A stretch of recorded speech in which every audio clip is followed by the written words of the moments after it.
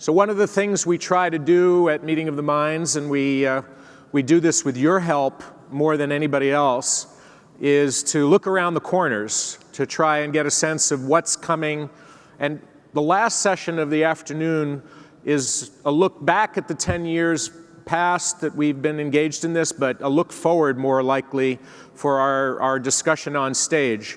So in the spirit of looking forward as much as we can into the crystal ball beyond November 8th and beyond the new year into 2017, we've been asking ourselves, what are the pain points? What are the areas of concern, maybe even stress, that we have time to work with? We have a focus on, and obviously the technology revolution is a big part of that. Today, we posted a blog about Internet of Things and smart cities, I think just a few minutes ago, if you check out the blog site. So we're going to have some of that discussion around our theme lunch tables, including one that's really focused on the standards and security issue, the NIST dialogues tables that will be set up. I believe there are 2 of those. So we thought start the rest of the morning, the second part of the morning, with a look around the corner at something that seems to be transpartisan, if I could use that word, as opposed to post-partisan. Left and right, political left and political right in a variety of countries seem to be ready to talk about this idea, universal basic income, and the coming of the machine age, intelligent machine age. So we thought we would ask somebody who's the co-director here in San Francisco of the Universal Income Project, Sandhya Anantharaman. Please, Sandhya, join us. Thank you very much. Good luck. Okay.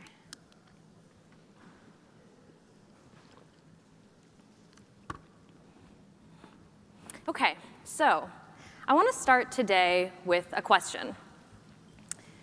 How would you spend your time if your income were taken care of? Just think about that for a minute.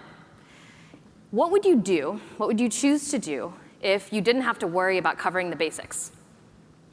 If you knew that you could put food on the table, pay your rent on time, what would you do with your life? That's not the way that we think about work today.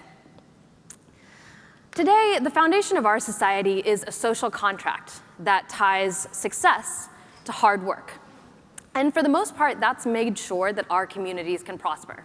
Right? We've anchored the American dream on opportunity, ensuring that if you have access to public education and the free market, that if you work hard, you can make it big. But the thing is, that is changing. We're entering a new period where that opportunity is vanishing. We are seeing a point where jobs are no longer the primary mechanism for people to get income, healthcare, benefits, retirement benefits, the things that really are part of a stable and productive life. So you can see on this graph this great decoupling of labor and income. So on this graph, you can see 4 lines. The gray one at the top is labor productivity. The orange one is real GDP per capita. The green one is private employment, and the blue one is median family income. The graph starts on the left in 1947 and continues to present day. So you can see on the left side of this graph that for 3 decades after World War II, these 4 measures, productivity, GDP, income, and number of jobs tracked together. All of them are rising together. If you were growing up in the 60s, you could expect to easily be able to afford college, choose from a variety of well-paying jobs. And when the economy grew, your salary would too. Today, things look different. Younger workers are no longer seeing the same diversity of jobs, nor are they seeing these career-long wage gains that workers in the 70s did. And if you look at that blue line, median income is now lower than it was in the 90s. Things look different today. Now, some people are still doing well. If you are If you are running a billion-dollar startup, if you are managing a Fortune 500 company or running an investment bank, you are seeing phenomenal returns, and that is great, right? You are seeing returns unparalleled in human history. But for the type of folks that are doing work that we don't pay directly for, if you're creating a product that we don't value directly, monetarily, people like teachers, firefighters, people that are taking care of our most vulnerable, you are now struggling to get by.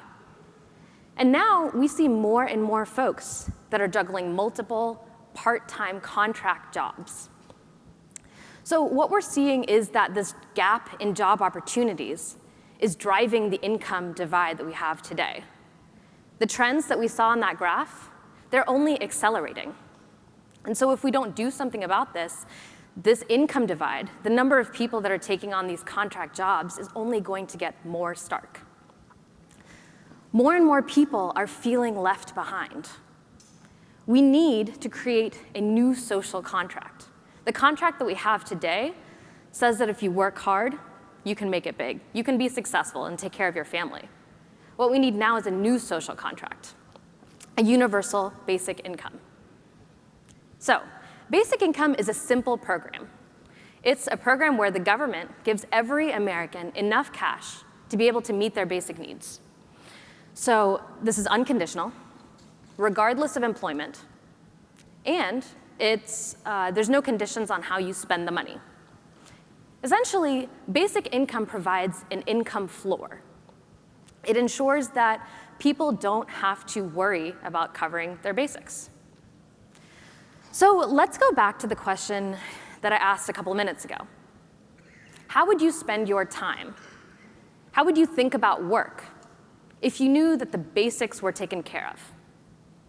What kind of opportunities would that present? Basic income would offer those people that are juggling part-time contract jobs now to think about how to get the skills and the trainings to pursue fulfilling careers.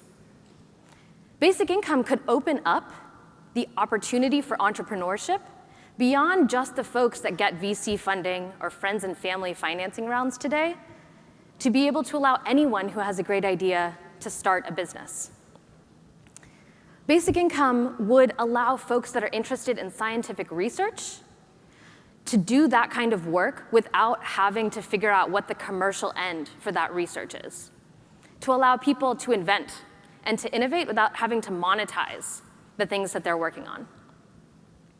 Basic income would allow us to value the work of caregivers, to value the work of stay-at-home parents, to value the work of people that are doing volunteer work in their communities. Basic income allows us to all benefit from the incredible strides in wealth and productivity that we've gained over the last 100 years. We have really grown as a society, and basic income allows all of us to approach work instead of approaching it from a place of scarcity, to approach work from a place where we're thinking about how we best want to spend our time, to think about how we would best like to contribute to society.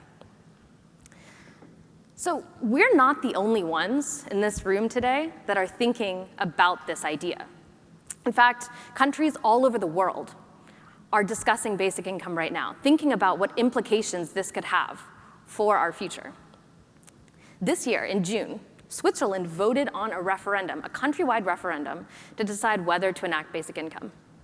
Finland announced that they would be experimenting with replacing their social safety net with cash next year. And cities all over the Netherlands are doing the same thing. Politicians and political parties in countries across the world are taking notice. Political parties in New Zealand, in Scotland, in England, in Iceland have announced their support and put it on their platform. And countries are experimenting. India has run an experiment on basic income. Namibia has run an experiment on basic income. And the philanthropy Give Directly is now running a 10-year basic income experiment in East Africa. And here in North America, Canada's Labour Party has announced that they're putting basic income on their platform, and the state of Ontario is experimenting with a basic income next year. And here in the Bay Area, the tech accelerator Y Combinator is experimenting with basic income in Oakland right now. So change is inevitable, but this kind of progress is not. Basic income allows us to envision a society in which people are no longer worried about covering their basic needs. It's time that we updated our social contract for the 21st century. It's time for a basic income. Thank you.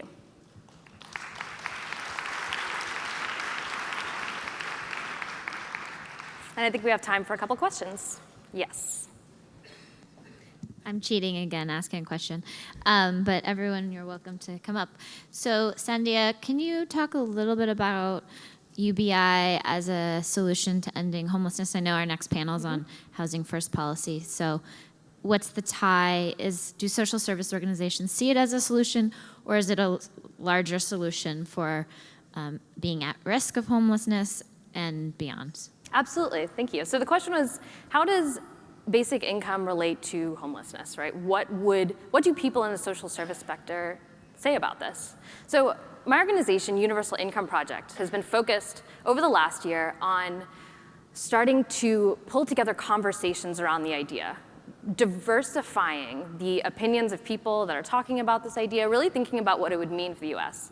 So last year we actually did a panel that you can find online with folks that are working in the homeless sector, that are working on trying to solve these issues. And what we heard from these folks is this is still a new conversation in that space, but the consensus was that something like a basic income could provide what is really necessary, which is this security, right? This basic level of stability, that homelessness is a traumatic experience. And especially if you're dealing with issues on top of that, things like mental illness, addiction, that you need to have a certain level of stability in order to be able to deal with those problems, so that basic income could effectively act as a backbone. In the safety net, act as a backbone that people would have a basic level of security and safety that you could then help them move forward. Yes? Hi, good morning. So thank you very much for your presentation. And it was interesting to me yesterday at one of the breakout groups, there was a discussion about what could happen in terms of ingenuity and innovation if people's needs were provided for. So it's really great for me to kind of see a follow-up to that workshop from yesterday in your presentation. So my question is you mentioned Switzerland as one of the places that basic income was discussed. And earlier this year, they held that referendum, and I think it was like 77% decided not to support it. So my question is, when you're dealing with public perception and education about this issue, what are some of the hurdles that needed to be overcome to get more support for this idea? And what were some of the basic lessons that you learned from that referendum that could be helpful in future education efforts? That's a great question. So as you said, Switzerland did a referendum in June, and it did fail, right? I think only 24% of people voted in favor of the idea. But the organizers of this referendum knew that was the case, right? This was the first step in terms of starting to have a conversation both about how automation can affect our future, as we talked about earlier, but also whether the idea of basic income should be a human right. And so what I think was the most interesting takeaway from the referendum was the fact that over half of all Swiss people, even if they voted no, were confident that basic income was a topic that they would discuss again. So I think right now, what we need to do, right, the thing that we are interested in doing is getting more people to think 15 years into the future, right? Think about how this sort of decoupling of work from income, the sort of spread that we're seeing of who is able to be successful and who is not being able to survive, that's the sort of first step that we need to do as a culture. So I think in terms of hurdles, it's really about figuring out how to get people to take a step back and think about what it's like, what it might be like in the future. Okay, thank you so much.